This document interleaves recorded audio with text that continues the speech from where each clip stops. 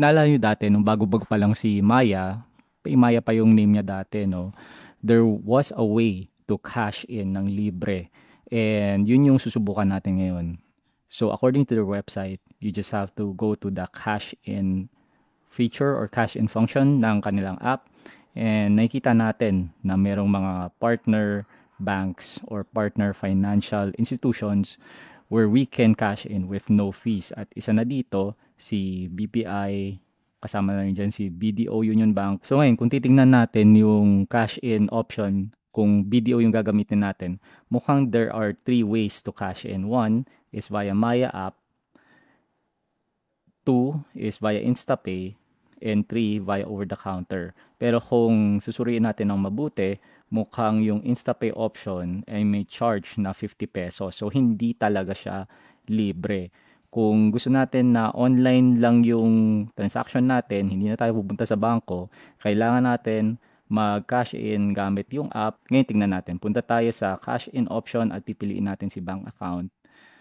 At makikita natin na naka-disable si BDO.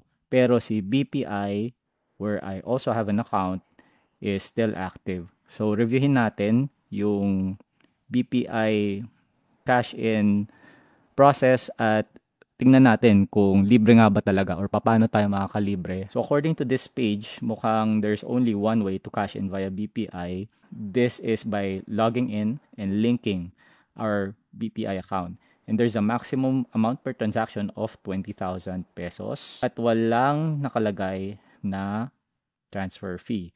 It says here that the fees for the service are currently waived until further notice. However, you can only link the same bank account to your My account once. So we will now attempt to cash in using our BPI account. And I'm going to be cashing in 8,000 pesos. And yung transaction fee niya ay 0, so gino na natin.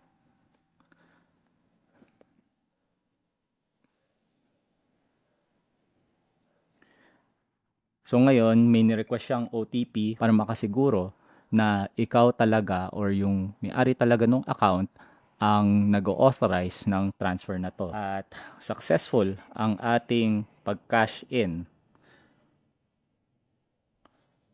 Check natin ang ating balanse.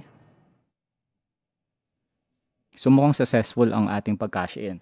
At kung titingnan natin yung na-receive natin na notification, mukhang hindi nga tayo na-charge para sa ating pag-cash in.